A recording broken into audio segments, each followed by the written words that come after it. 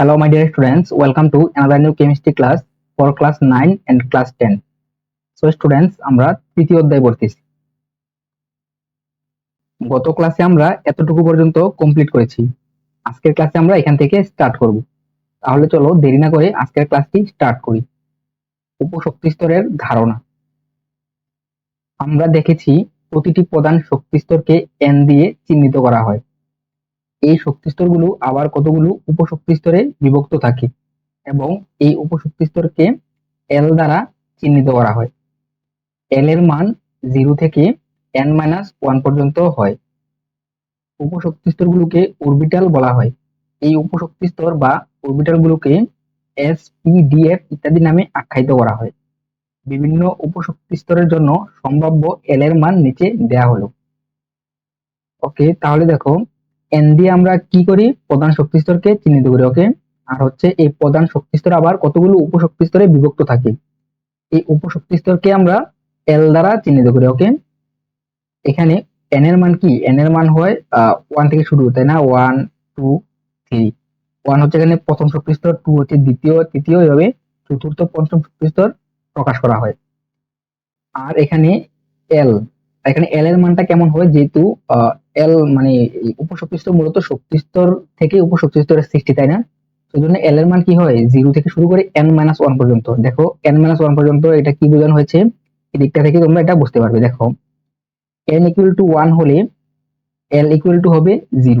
So এখানে কিভাবে L এর মান 0 হয়েছে? দেখো L এর মান মূলত কিভাবে হয়? n-1। এখানে n এর মান 1 আর এই পাশে 1 কত হয়? 0। সো এখানে L এর মান 0 হবে। সো আমরা কি বলতে পারি? এখানে মানে প্রথম শক্তি স্তরে অরবিটাল সংখ্যা একটি। ওকে, এটা হবে 1s। তারপর হচ্ছে n equal to 2। n equal to 2 হলে L এর মান কত হবে? 0 এবং 1। কারণ L এর মান কিভাবে হয়?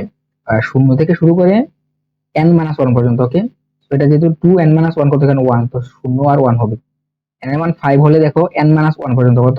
আচ্ছা, এগুলো আমি তোমাদেরকে দেখাচ্ছি, এটাকে বুঝো। n-1 কত? n-1 হচ্ছে 4। তাহলে 0 থেকে 4 পর্যন্ত হয়েছে, দেখতেই পাচ্ছ। ওকে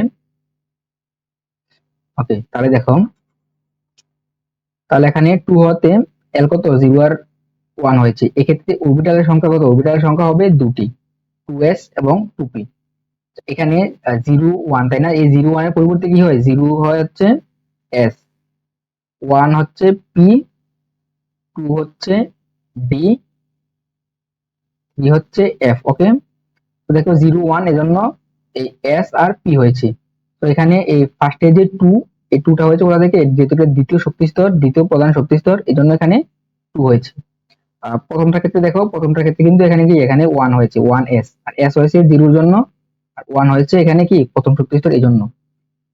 সো তৃতীয় শক্তি স্তরের ক্ষেত্রে দেখো n equal to 3, so L এর মান 0 1 2 পর্যন্ত হবে। তো 2 পর্যন্ত কেন? কারণ n-1, এজন্য। তোমরা এটা বুঝতে পেরেছো। অতএব এক্ষেত্রে অরবিটাল সংখ্যা হবে 3টি, তো 3s, 3p এবং 3d। তো এখানে এই 3 গুলো কোথা থেকে আসছে তোমরা বুঝতে পেরেছো, যেহেতু এটা তৃতীয় প্রধান শক্তি স্তরের, এই জন্য এটা এখানে 3 এসেছে। আর sp d এই যে 0 1 2 এর জন্য। এটার ক্ষেত্রে সেম, 0 1 2 3, অর্থাৎ এক্ষেত্রে অরবিটাল 4টি, 4s, 4p, 4d এবং 4f। n equal to 5 হলে 0 থেকে 4 পর্যন্ত, অর্থাৎ এখানে অরবিটাল থাকার কথা 5টি, কিন্তু 4s, 4p, 4d, 4f, এখানে আমরা 4টি পর্যন্ত নিয়েছি।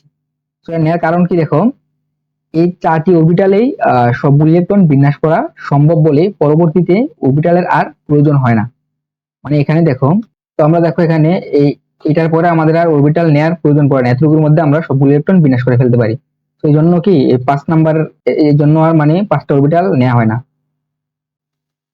এই 6 7 এর ক্ষেত্রেও আমরা 6s, 6p, 6d এবং 6f পর্যন্ত হাইয়েস্ট আমরা ইউজ করি, এর পর্যন্ত আমরা আর ইউজ করি না। তো এই জিনিসটা এখানে বোঝানো হয়েছে। তারপর দেখো প্রতিটি অরবিটালে ইলেকট্রন সংখ্যা হচ্ছে 2 ব্র্যাকেট 12 প্লাস 1। এখানে যে আমরা প্রত্যেকটা প্রধান শক্তি স্তর আবার উপশক্তি স্তরে বিভক্ত, এই প্রত্যেকটা উপশক্তি স্তরে মানে অরবিটালে ইলেকট্রন কতটা থাকতে পারে, সর্বোচ্চ কয়টা ইলেকট্রন থাকবে, এটা আমরা এই সূত্রের মাধ্যমে বের করতে পারি, 2 ব্র্যাকেট 12 প্লাস 1। ওকে, তারপর দেখো আমরা এর মাঝে জেনে গেছি প্রতিটি পূর্ণ শক্তি স্তরে ইলেকট্রন সংখ্যা হচ্ছে 2n², এটা আমরা গত লেকচারে দেখেছি। এবার তোমরা দেখবে সবগুলো অরবিটালের ইলেকট্রন সংখ্যা যোগ করে আমরা 2n² সংখ্যক ইলেকট্রন পাই কিনা তার নিচের তালিকায় সেটি দেখানো হলো।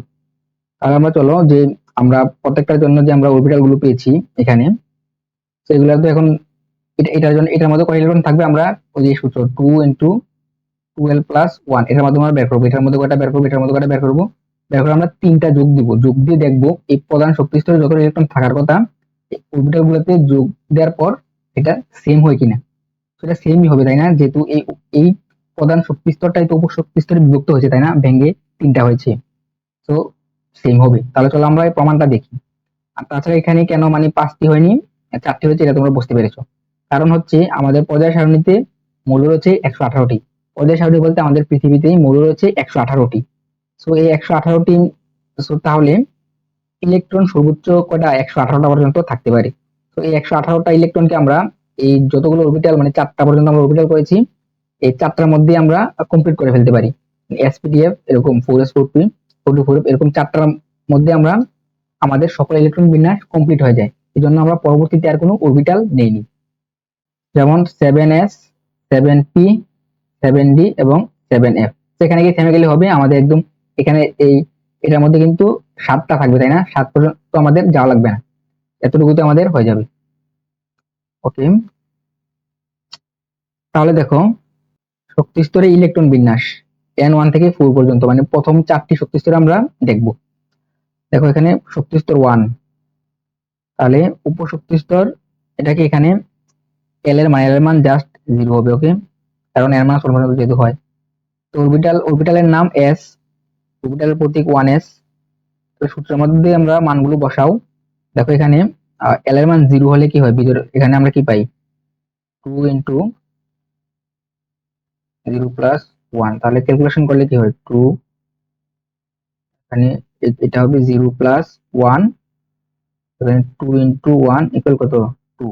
দ্যাট মিন্স আমরা অরবিটালে মোট ইলেকট্রন সংখ্যা কত 2টি, এটা আমরা এখানে ক্যালকুলেশন সূত্রের মধ্যে আমরা এই ভ্যালুগুলো বসিয়ে বের করলাম। 2n² এটার মধ্যে বসাও 2 × 1², এখানে 1 কেন, কারণ এখানে n এর মান 1, তো 2 × 1 = কত এখানে 2। সো কি দেখতে পেলে এখানে প্রথম শক্তি স্তরের জন্য এটা সত্য হলো। তো এখানে যত ইলেকট্রন এখানে তত ইলেকট্রন। সো এখন n = 2 মানে দ্বিতীয় শক্তি স্তরের জন্য আমরা দেখব দ্বিতীয় শক্তি স্তরের জন্য l এর মান কত 0 এবং 1। তো প্রতীক হবে s এবং p, কারণ 0 এর জন্য s হয় 1 এর জন্য p হয়। এখানে প্রতীক কি হবে 2s এবং 2p। এই ফার্স্টে 2 গুলো কোথা থেকে এসেছে তোমরা জানো, এখানে যেহেতু দ্বিতীয় শক্তি স্তরের জন্য 2 ফার্স্টে 2 অ্যাড হয়েছে। সো এখন 2s এর মধ্যে সর্বোচ্চ ইলেকট্রন সংখ্যা কত আমরা এর মধ্যে বসিয়ে আমরা এটা বের করব। তাহলে এখানে যেহেতু s 0 তাই না, s এর জন্য আমরা 0 0 ইউজ করব। সো 2 × 12 + 1, 2 × 2 × 0 + 1 ক্যালকুলেশন করলে কত হয় 2, কারণ এখন দেখো সবগুলো s অরবিটালেই 2 ইলেকট্রন থাকে, এই হচ্ছে কথা। p এর জন্য এখানে l এর মান কত, l এর মান হচ্ছে 1, সো এখানে 1 বসে ক্যালকুলেশন করো। এখানে যদি আমরা 1 বসাই তাহলে কত হবে 1 + 1, তো 2 × এখানে কত হবে 3 তাই না, ভিতরে ক্যালকুলেশন করলে সো 6। তো কি দেখতে পেলাম p অরবিটালে 6টা ইলেকট্রন থাকতে পারে। তাহলে এখন এই দুটো যোগ করো, এই দুটো যোগ করলে কত হয় 8 তাই না। পাশাপাশি দ্বিতীয় শক্তি স্তরে সর্বোচ্চ 8টি ইলেকট্রন থাকতে পারে, এটা আমরা জানি। এখানে তৃতীয় শক্তি স্তর 3 এর জন্য দেখো l এর মান 3টা 0 1 2, এগুলা s p d হবে আর এগুলা এটা হবে। ওকে, তো এটা আমরা জানলাম দুইটা, এখানে হয় 6টা। আর এই d এর জন্য এখানে l এর মান কত হবে, l এর মান হবে 2 তাই না, যেহেতু এখানে l এর মান 2। তো ক্যালকুলেশন করলে কি হয়, l এর মান বসে ক্যালকুলেশন করলে এখানে 10 হবে, এবং এই তিনটাকে যদি আমরা যোগ করি তাহলে এখানে কত 18 হয়। আর আমরা জানি তৃতীয় শক্তি স্তরে 18টি ইলেকট্রন থাকে। ওকে, তারপর দেখো 4 এর জন্য মানে চতুর্থ শক্তি স্তরের জন্য l এর মান কত 0 1 2 3, এখানে 3 পর্যন্ত যেন n-1 পর্যন্ত, যে এই জন্য। তো এখানে 0 এর জন্য s, 1 এর জন্য p, 2 এর জন্য d, এর জন্য f হবে। তো এখানে দেখো দুটি s এর জন্য আমরা জানি দুটি, p এর জন্য 6টি হয়, d এর জন্য 10টি হয়, তো f এর জন্য কত হবে 14টি হবে। কারণ f এর জন্য l এর মান এখানে 3 বসাবো। তো 3 আর 2 হবে 6, 6 + 1 7, 7 আর 2 গুণ করলে 7 দুগুণে 14, তো 14টি। তো এখানে সবগুলো যোগ করো, সবগুলো যোগ করলে হবে 32। আর আমরা জানি চতুর্থ শক্তি স্তরে 32 ইলেকট্রন থাকে। এদিকটা কি আমাদের প্রুভ হয়ে গেল। ওকে স্টুডেন্টস, তাহলে আজকের ক্লাসটি এ পর্যন্ত থাকবে। নেক্সট ক্লাসে আমরা এখান থেকে স্টার্ট করব, পরমাণুতে ইলেকট্রন বিন্যাসের নীতি। স্টুডেন্টস, তোমরা যারা এখনো আমার ফেসবুক পেজটি ফলো করোনি, তোমরা ফেসবুক পেজে ফলো দিয়ে দাও, এবং যারা ইউটিউব চ্যানেলটি এখনো সাবস্ক্রাইব করোনি এখনই করে ফেলো।